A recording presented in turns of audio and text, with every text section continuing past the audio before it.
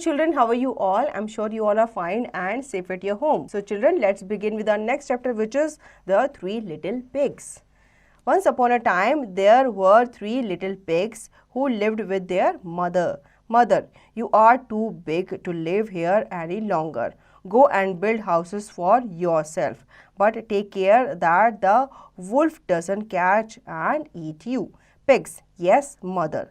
The three little pigs set off down the road. Soon they met a man who was carrying some straws. बच्चों, एक बार की बात है, three little pigs रहा करते थे अपनी मदर के साथ। एक दिन उनकी मम्मा ने उन्हें बुलाया और उनसे कहा कि अब तुम काफ़ी बड़े हो चुके हो, अब तुम्हें अपना अपना घर बनाना चाहिए। तो वो कहती है जाओ जाकर सामान लेके आओ घर बनाने का, लेकिन ध्यान रखना कि वुल्फ जो है वो तुम्हें कैच नहीं कर पाए, क्योंकि अगर वुल्फ तुम्हें कैच कर लेगा तो वो तुम्हें खा जाएगा।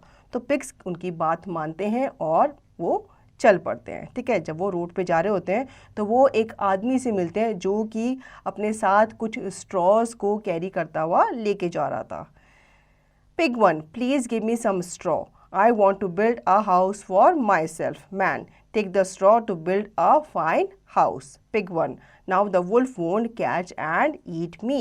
The other two little pigs set off together and soon they met a man who was carrying some sticks. ठीक है, अब इसमें से जो पिग 1 है वो उस आदमी से कहता है कि मुझे कुछ स्ट्रॉज दे दो, मैं इससे क्या बनाऊंगा, अपने लिए घर बनाऊंगा। तो वो मैन उसे वो स्ट्रॉज दे देता है। अब पिग 1 जो है वो खुश होता है कि अब जो वुल्फ है वो मुझे कैच नहीं कर पाएगा। तो दूसरे जो लिटिल पिग्स थे वो दूसरी तरफ जाते हैं। ठीक है, और वो भी एक आदमी से मिलते हैं और वो आदमी जो है अपने साथ क्या कर रहा था, स्टिक्स को कैरी कर रहा था। तो जो पिग 2 था, दूसरे नंबर का पिग, वो उससे कहता है, क्या कहता है, Pig 2, please give me some sticks. I want to build a house for myself. So the man gave the second little pig some sticks to build a fine house. Pig 2, now the wolf won't catch and eat me. The third pig walked on by himself. Soon he met a man who was carrying some bricks. Pig 3, please give me some bricks. I want to build a house for myself. So the man gave the third little pig some bricks to build a fine house. अब pig 2 जो होता है वो उससे sticks मांग लेता है उस आदमी से, तो वो उसे स्टिक्स दे देता है और कहता है कि जाओ अपने लिए घर बना लो। तो वो जो पिग 2 है वो अपने लिए उस स्टिक से एक अच्छा सा घर बनाता है और कहता है कि वुल्फ मुझे अब पकड़ नहीं पाएगा। जो थर्ड पिग था वो भी खुद से जा रहा होता है और वो एक आदमी को दिखता है जो ईंटें लेके जा रहा होता है, ब्रिक्स लेके जा रहा होता है। तो वो पिग 3 जो होता है वो उससे कुछ ब्रिक्स मांग लेता है और कहता है मुझे कुछ ब्रिक्स दे दो, मैं इससे अपने लिए एक घर बनाऊंगा। Pig 3, now the wolf won't catch and eat me. The very next day the wolf came to the house of straw. He broke it with his deep breath and ate up the first little pig. The next day the wolf came to the house of the sticks. He broke it and ate up the second little pig. The next day the wolf came to the house of bricks, but he could not demolish it. The wolf was very angry, but he pretended not to be. अब next day कौन आता है, next day wolf आता है। ठीक है, जब तीनों के तीनों पिग्स जो होते हैं वो अपना अपना घर बनाते हैं। कौन कौन सा, जो फर्स्ट पिग होता है वो स्ट्रॉज का घर बनाता है, जो सेकंड पिग होता है वो किसका घर बनाता है, लकड़ियों का घर बनाता है, और जो थर्ड पिग होता है वो किस चीज़ का घर बनाता है, ब्रिक्स का घर बनाता है। तो जब वुल्फ आता है तो वुल्फ सबसे पहले जो पिग 1 होता है उसके घर जाता है और वो ज़ोर से फूंक मारता है और जो उसका स्ट्रॉज का घर था वो टूट जाता है और वो उस पिग को खा जाता है। ठीक है, फिर वो दोबारा से सेकंड डे आता है और जिस पिग का घर लकड़ी का बना हुआ था वो भी उसे एक झटके में तोड़ देता है और उसे भी वो पकड़कर खा जाता है। थर्ड डे जब वो थर्ड वाले पिग के घर जाता है तो वो उसके ब्रिक के घर को तोड़ ही नहीं पाता। क्यों? क्योंकि वो घर जो होता है वो बहुत ही मजबूत होता है।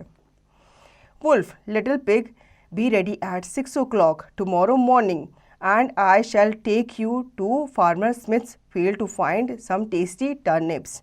The little pig agreed, but he knew that the wolf really wanted to eat him. So the next morning he set off for Farmer Smith's field at 5 o'clock. He filled his basket with turnips and hurried home.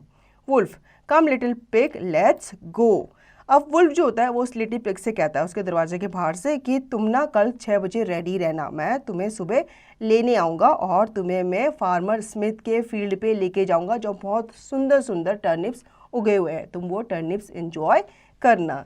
लेकिन little pig जो होता है उसे पता चल जाता है कि ये जो फॉक्स है ये मुझे खा जाएगा, तो वो उसकी बात से अग्री हो जाता है। ठीक है, अब वो जानता था कि ये मुझे खाने वाला है, लेकिन फिर भी वो क्या करता है, नेक्स्ट मॉर्निंग जल्दी से उठ जाता है और फार्मर स्मिथ के फील्ड में 5 बजे ही पहुंच जाता है और जो बास्केट है वो टर्निप से फिल कर लेता है और दोबारा से घर आ जाता है।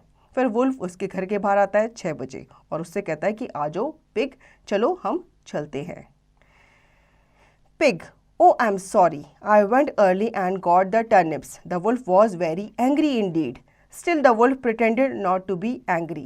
Wolf, be ready at 5 o'clock tomorrow and I shall take you to Farmer Brown's apple tree to pick some shiny apples.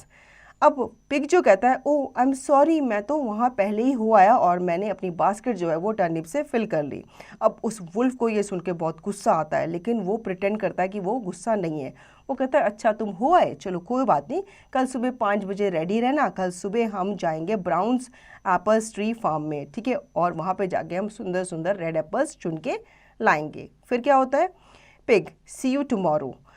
The little pig set off at 4 o'clock the next morning. He was already high in the tree picking apples when the wolf came along.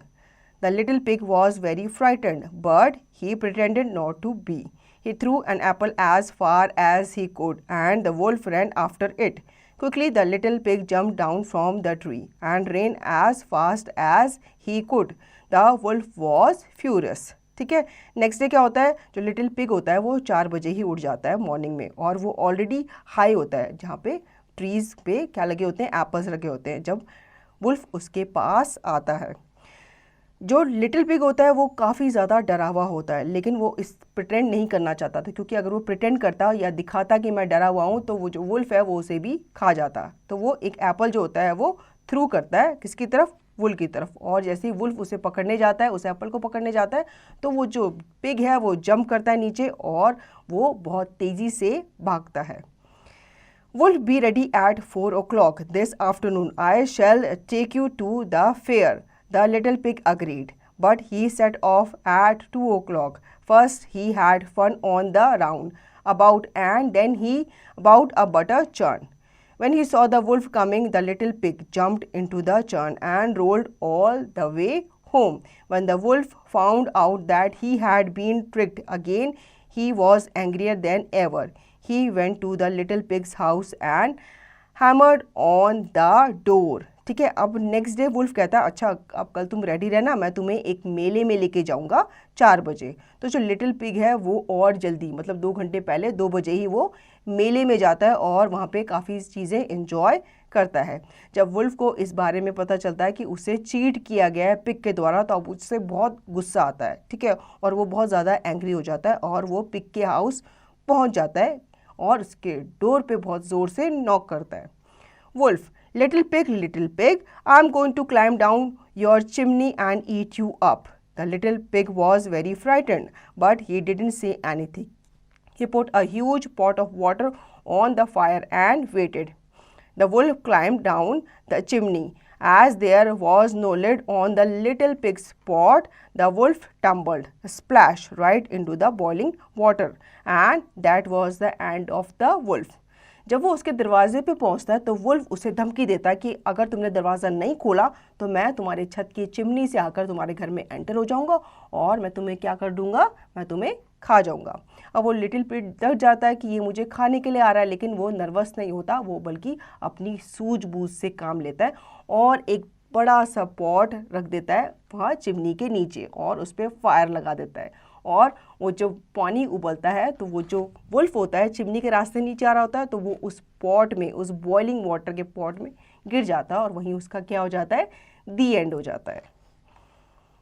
Now glossary, build, make, build का मतलब होता है कुछ चीज़ बनाना। Straw होती है dry grass, ठीक है, घास के तिनके। फ्यूरियस होता है एंग्री, गुस्सा होना। Last one is tricked, cheated by a plan, किसी को प्लान बना के चीट करना, मतलब उसे ट्रिक करना। तो बच्चों आई होप आपको ये स्टोरी अच्छी लगी होगी और स्टोरी से आपको ये सीख भी मिली होगी कि हमें हमेशा अपनी सूझबूझ से काम लेना चाहिए, इसीलिए हम बड़ी से बड़ी मुश्किल से मुश्किल सिचुएशन से भी बाहर निकल आते हैं। तो बच्चों आई होप आपको ये स्टोरी अच्छी लगी होगी। अब इसका रिवीजन और दी गई एक्सरसाइज की प्रैक्टिस आप खुद से करेंगे।